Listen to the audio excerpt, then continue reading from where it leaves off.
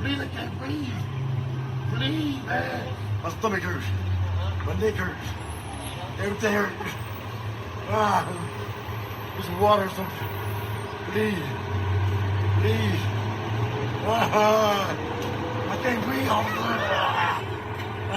He's not even resisting the rest, bro. His whole nose is Fall with him. Bro, so why you just sitting there? He ain't doing nothing. You put him in the car. It'll kill me. How long y'all gotta hold him down? This is why you don't do drugs, kids. It ain't about drugs, bro. Y'all understand that? Y'all don't gotta put y'all. On Monday, May 25th, a man named George Floyd was detained by police officers in Minnesota. One of the officers knelt on George's neck, and George died. Echoing the Eric Garner murder of a few years back in July of 2014, George is just another victim of a racist policing system. We invited our friend Jalen Penn from episode 2, Sir Jalen Charles, the rapper, to speak on his thoughts and feelings about what's been going on. Hi, Jalen. Hey, Kevin. So, at a very young age for black men and black women, we have to learn how to survive. And that's survive in a bunch of different ways. We need to learn how to live in different communities that don't come and live in ours. Because most of the opportunities that we're taught are in those white, predominantly white communities, so to speak. We have to, and we learned a bunch of lessons when learning how to survive. And one of those lessons is how to survive the police. Not to respect them, not to trust them, but to survive interactions with the police. I learned that lesson when I was 7 years old. Nowadays, it seems like the grown death rate for black men starts at like age 10, and they're not even men yet. They haven't even had certain talks about life. They haven't even experienced that much, but they have to learn how to be an adult because we get tried and killed like adults. Like people are judge, jury, and executioner when it comes to black children who are seen as black men. The George Floyd story, I think it's ridiculous in the past few weeks that I've had to open up my social media accounts and see just black murder. I don't know any other way to describe it but black murder. You got Breonna Taylor, Ahmaud Arbery, and George Floyd. Like, it's bad. Actually, it's not even baffling to me. I'm not surprised. Based on, what my parents had to tell me when I was 7 years old, I'm not surprised. Ever since, Rodney King. Ever since Emmett Till, the George Floyd situation reminds me so much of Emmett Till. And I feel like it's just people, at this point, I just feel like people just want to see our bodies mutilated and disfigured. George Floyd, I've seen the pictures, I've seen the video. He was dead a long time in both of those, and the cop still had his knee on his neck. He was dead. The man cried for his mom. He said he couldn't breathe countless times, asked him to please get off, begged him for his life. These are people who are supposed to serve and protect us, but they're not doing that. And you could call this an isolated incident, but it happens way too often to be an isolated incident. I had to log off of Facebook and most of my social media accounts because I just couldn't see those pictures anymore. But I just feel like people fear us, people hate us, and people want to use our culture, but they don't want to respect us and our culture. And I feel like what happened yesterday with that man was so evasive. What's been happening the past few weeks has been so evasive. Breonna Taylor was sleeping in her home. Ahmaud Arbery was going on a jog. This man, they got him for check forgery, or they said he was drunk or something, but that's no reason to kill anybody. Nobody. I don't know. I consider myself a religious man, and they always say to respect thy neighbor, love thy neighbor. And And I don't see that going on right now. Things need to change. Things really need to change. In reality, I mean, a lot of these cops are policing in places that they never lived.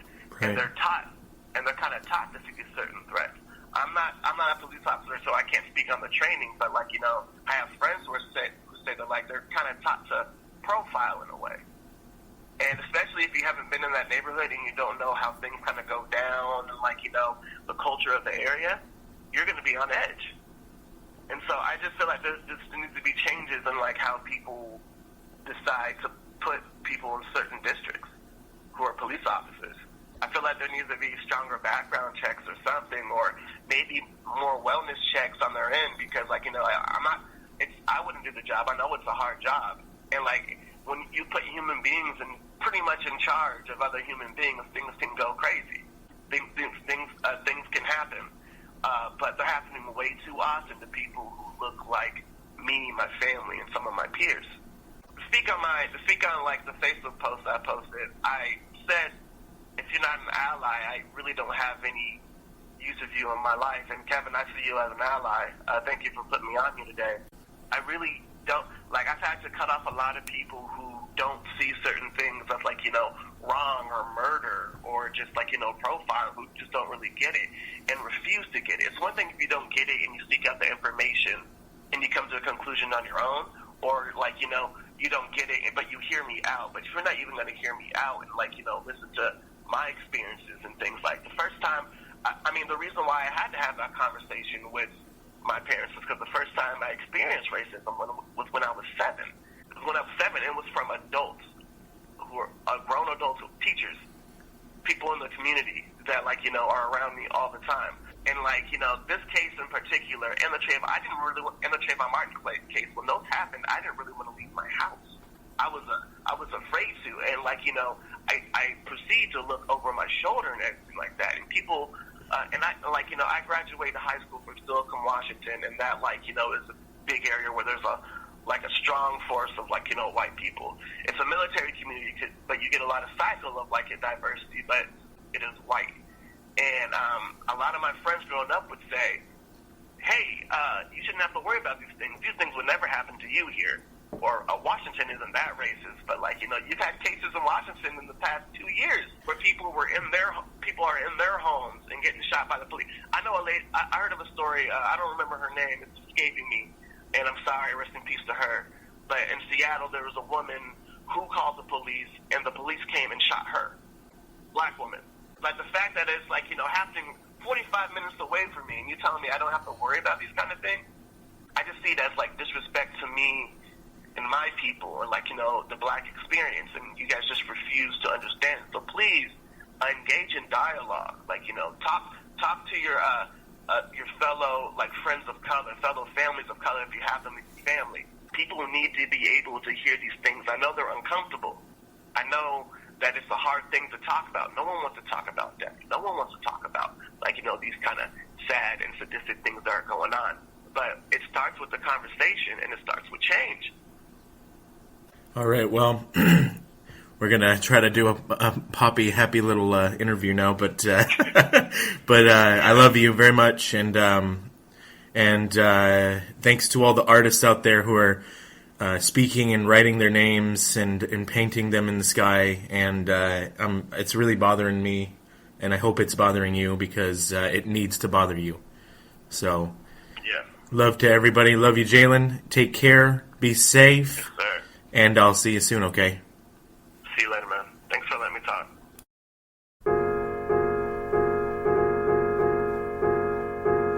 Our guest this week, Leeni Ramadan from the band Prom Queen.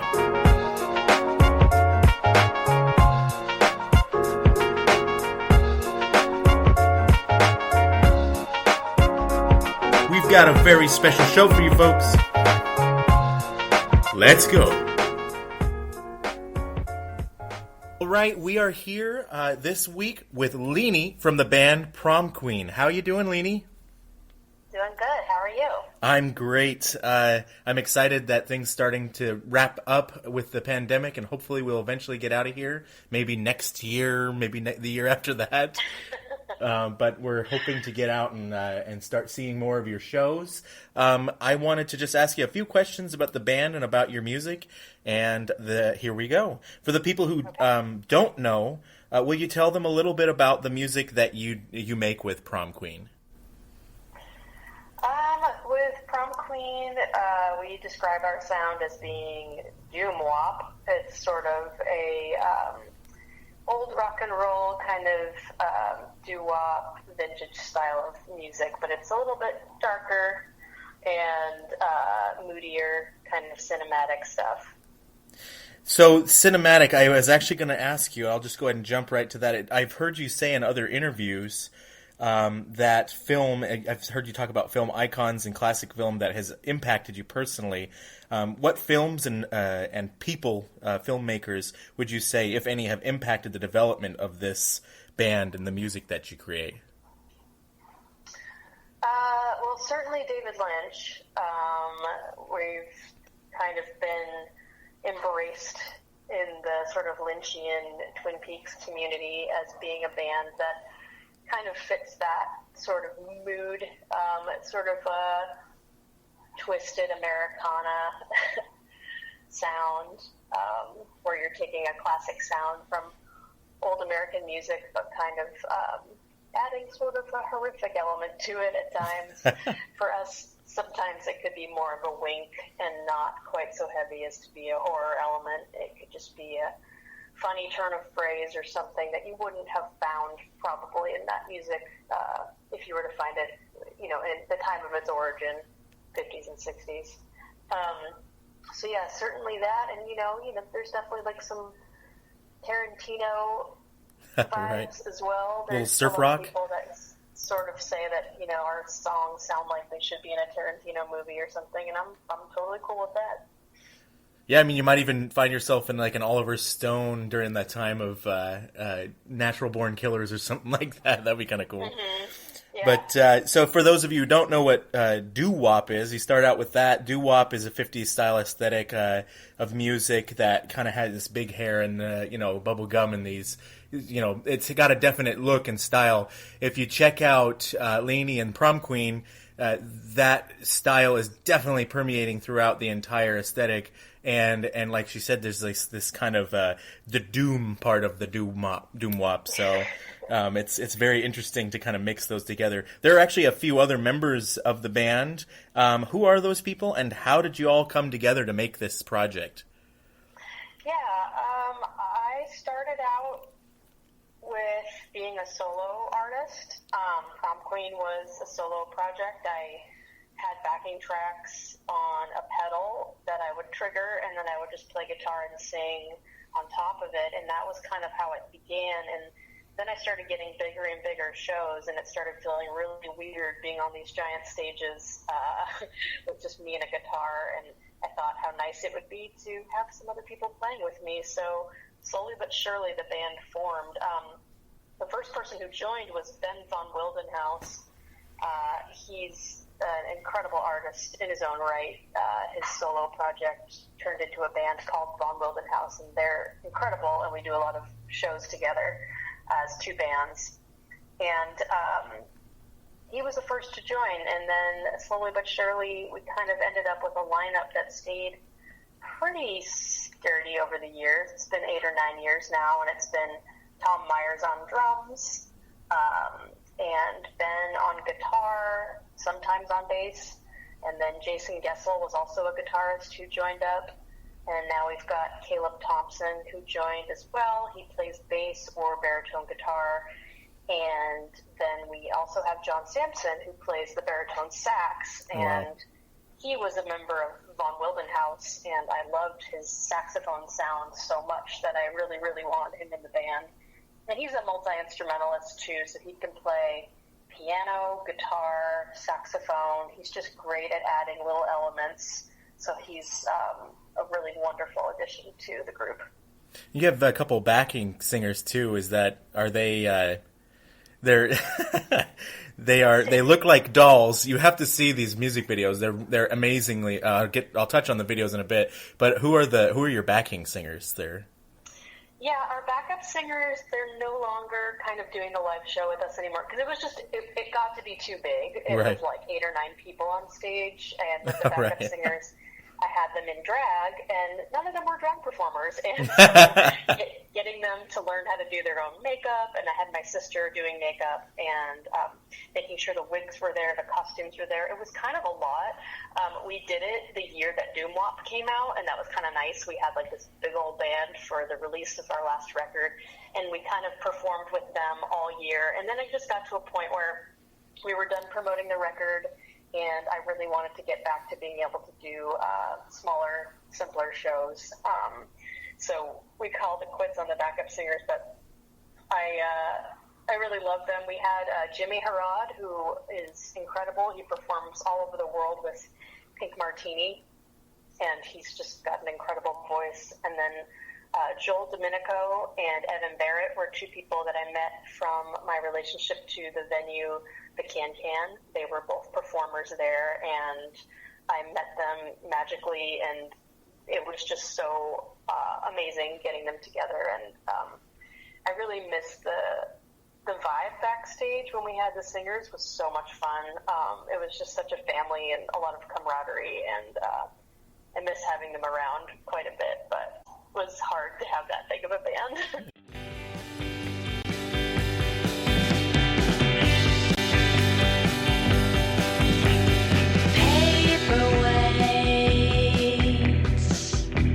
Strike him in the head, 1, 2, and 3 is how I made him love me. Terrorize his friends and family. Now how to make him stay.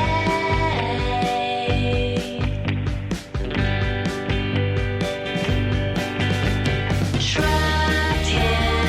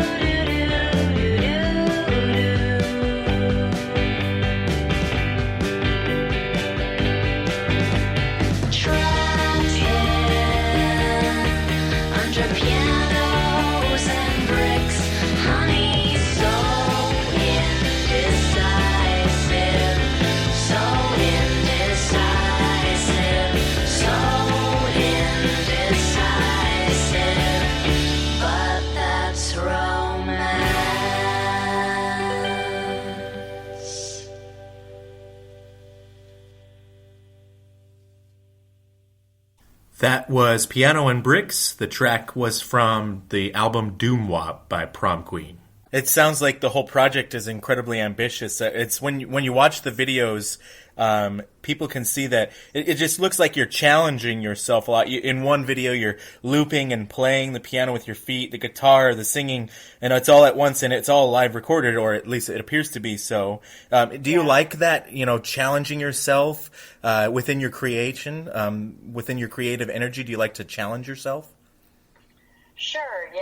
I mean, I definitely like to have there be, something different every time I do something, just for myself, to keep it interesting and to keep it something that is stimulating to me, for sure. Was your family pretty creative when you were growing up? Is your creative energy from kind of inherited, nurtured, or is it new for your family? Are you the first artist in the family? I definitely say it was nurtured. It was a very supported.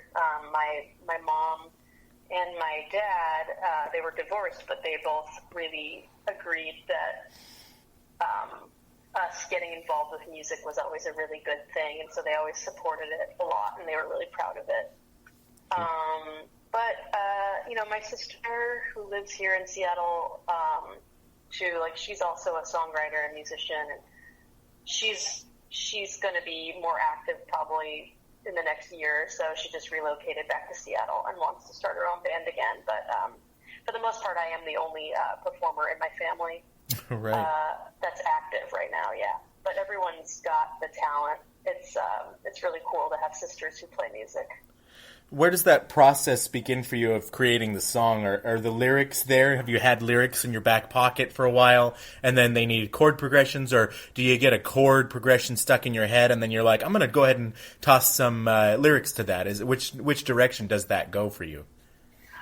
It's both. I do both. I have voice memos in my phone of little scraps of melodies, and then I also have notes of little lyric fragments. So it can start with either one of those or both. But it's for me, my process is just to save all the small ideas and to never waste the small ideas. Some of the themes in the lyrics, it appears to me that you're touching on identity quite a bit.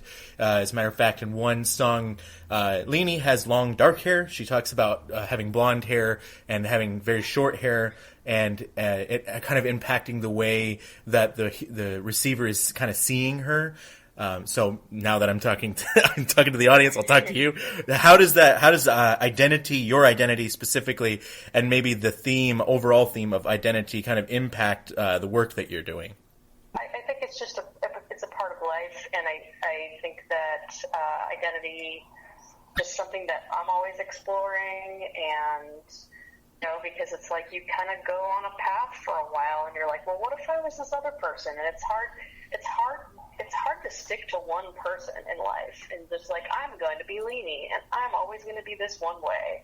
It's Right. like very seductive to know that one day you can wake up and just decide your name is Sheila and to move to a different city. And that song is just sort of about that weird temptation or the weird thought that you can always do that. You can always just reinvent yourself.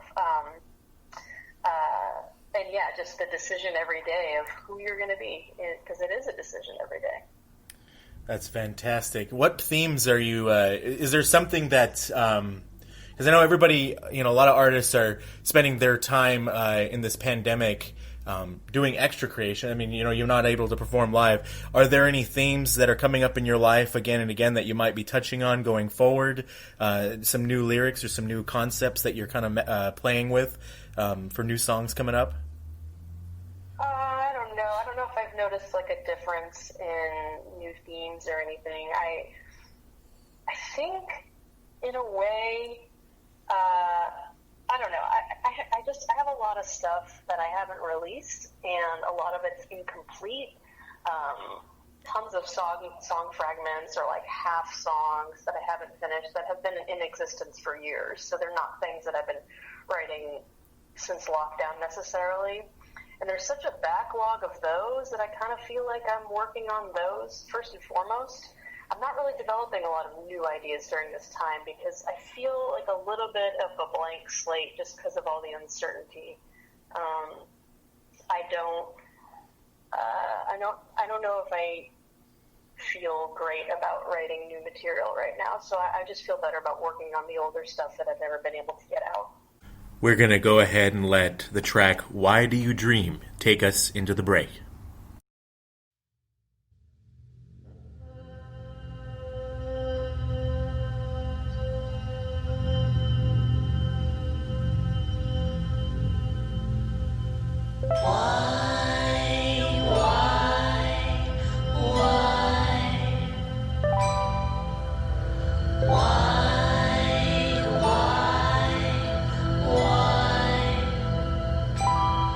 Why do you dream?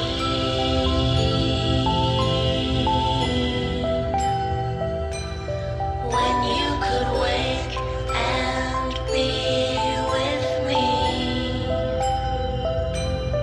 Why do you pine?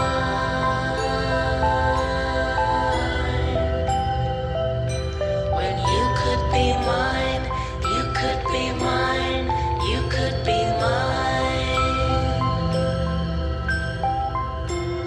Why do you tell me you're lonely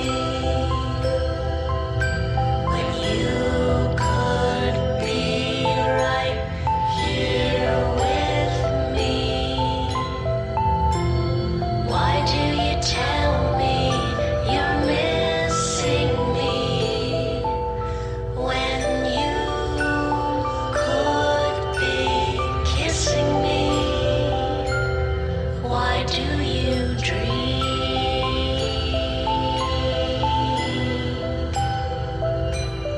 When you could wake and be with me? Why do you pine?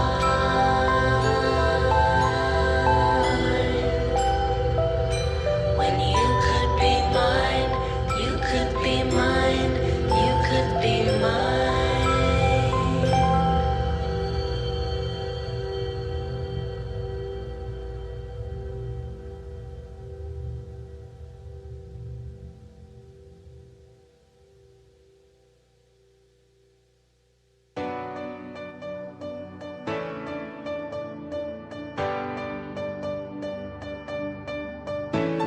This episode of a very special show was made possible by contributions from Oli Arts.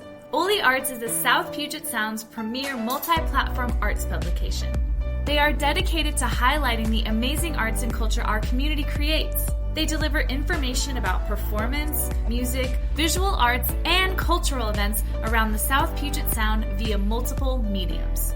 Oli Arts offers a bi-monthly print edition, daily online content, occasional podcasts, and enhanced mobile experiences. Oli Arts is the guide to local arts and culture, from the drama of locally produced theater to the eclectic beauty of the Procession of the Species and semi-annual Olympia Arts Walk. Oli Arts print edition is hand-delivered by arts aficionados to local theater and concert patrons, while weekly online updates are curated and customized for local interests. For advertisers and community partners, Oli Arts provides unique access to a highly valued demographic of South Puget Sound audiences and readers. Whether you were born here or you're just visiting for the day, Oli Arts is your expert guide to arts and culture. Find free, up-to-date coverage of local events and happenings at oliarts.org. That's OLYARTS.org.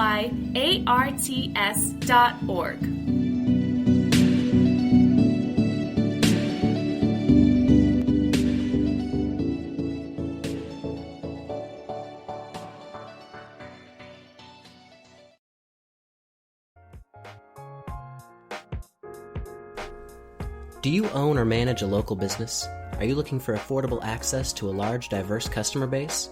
Advertise your products and services here on a very special show. We provide a variety of opportunities for small local businesses to speak directly to our ever-growing audience of engaged, discerning listeners. We never take a one-size, one-price-fits-all approach. We tailor your marketing experience to suit your needs. Interested in knowing more?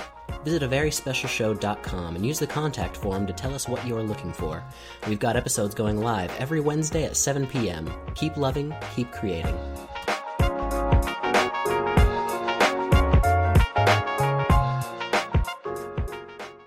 And now back to the interview with Leeni from Prom Queen. Were you on tour, or was there anything that was put on hold for Prom Queen when you were when it all started going down here?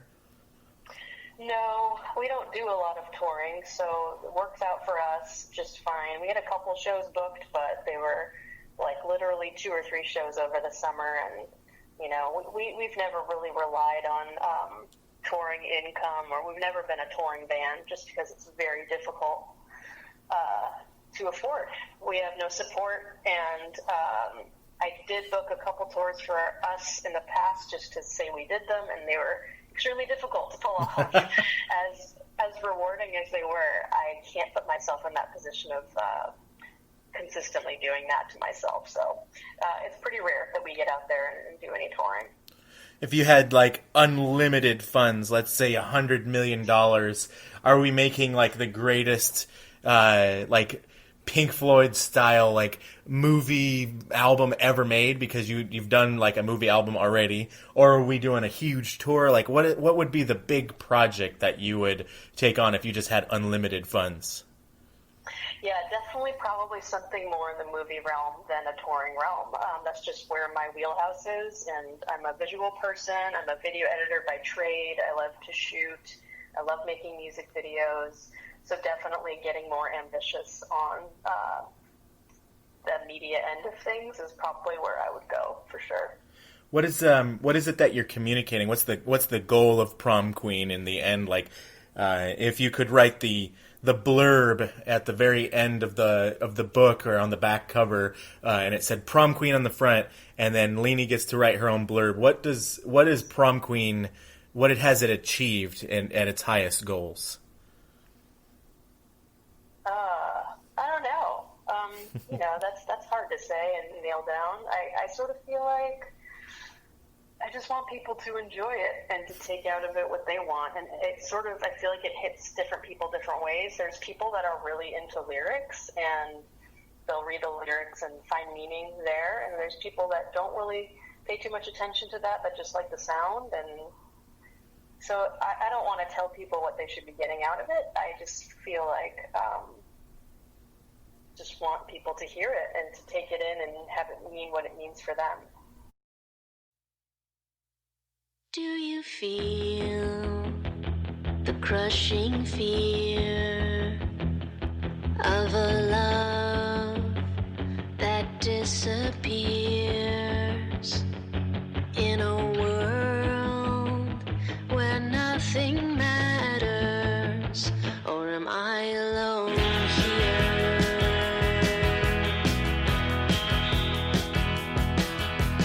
No one ever changes, but we all try in vain. I can't go one day without crying your name. I could tell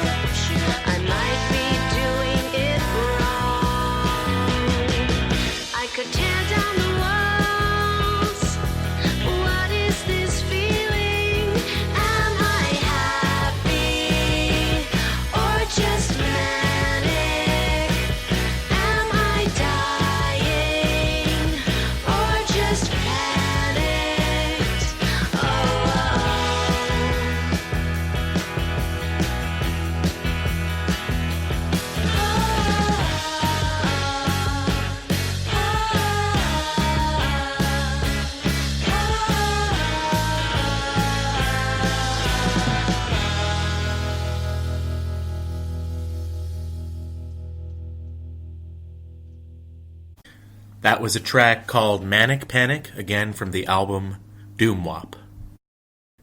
What's next for the band? I know you said you're working on some of the old work before, but do you have any plans? Are you working on new collaborations coming up? I know you said you're not writing any new music, but are there any, like you said, your sisters are coming into town. Are you potentially maybe going to be collaborating with their bands, or? My sister, I probably will help her with her band and play some small part in it. I just have always wanted to do that, and I love her music, and so whatever she ends up doing, I'll probably end up playing a small part. And I'm developing ideas slowly. I'm just being really slow about it, I guess, and sure, talking to my other creative friends about like little ideas that we have. But yeah, that's about it. And I always ask two questions. I don't know if you've heard at all, but there's two questions that I ask to kind of wrap up the interview, and they're just real small questions. Anybody who's heard, they're not really all that small. They're giant, kind of mind-boggling questions for people. But what do you struggle with generally? You see.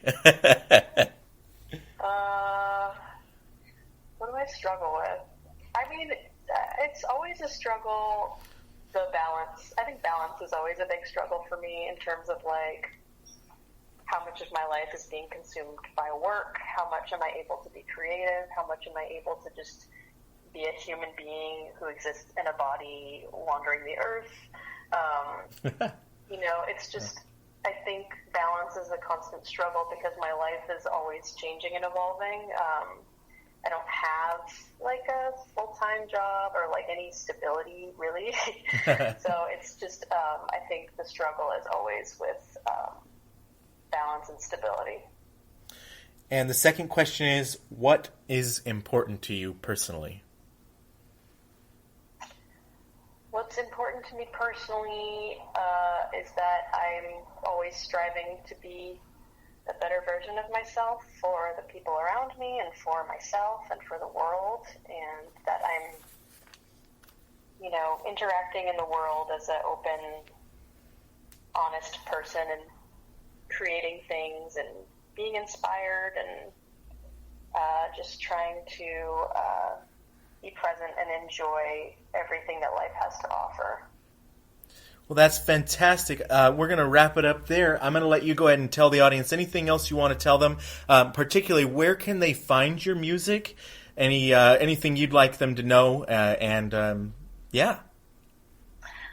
Yeah, you can find our music on Spotify or on Bandcamp. We're just Prom Queen is the name of the band, and you can search us and find us. We've got a video album on our YouTube. So if you go to youtube.com/promqueenofficial, you can watch our hour-long video album anytime. There we go. Thank you so much, Leeni. Please visit the websites. Check out the music. You will enjoy it, I promise. And definitely go to YouTube and check out their channel there, because I was just watching some of the videos and you are really going to enjoy those videos. They are very, very fun to watch. Thank you so much, Leeni.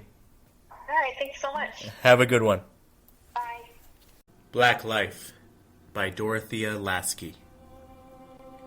You are born, and it is to a black life, full of abuse and strange things. Monsters come up to you as soon as you enter, mouths asunder and fingers thrashing. Dark purple monsters that are so full of blood, they are a darkish, bluish red. You grow, and it is to a black life that you consider. All around you is death and atheism. All around you are people who have misinterpreted science for their own gain. There are nuns, but they are the nuns of the air. You die, and it is from a black life that you die from. You leave this one and go into the next, where nothingness surrounds and evaporates with the ease of something that has done this sort of thing before.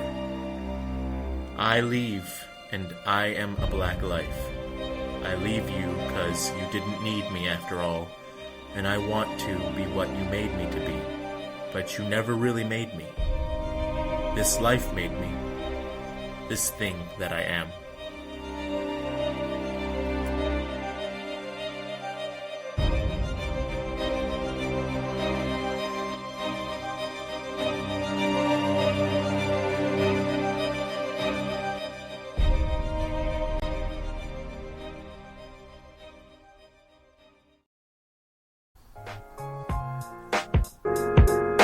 Thank you so much for listening to a very special show.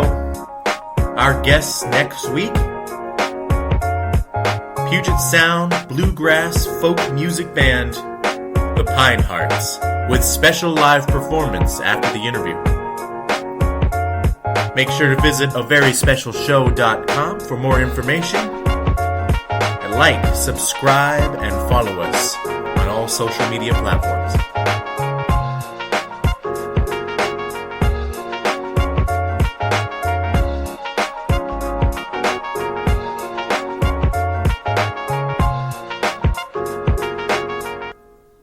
This has been a production of Very Special Media.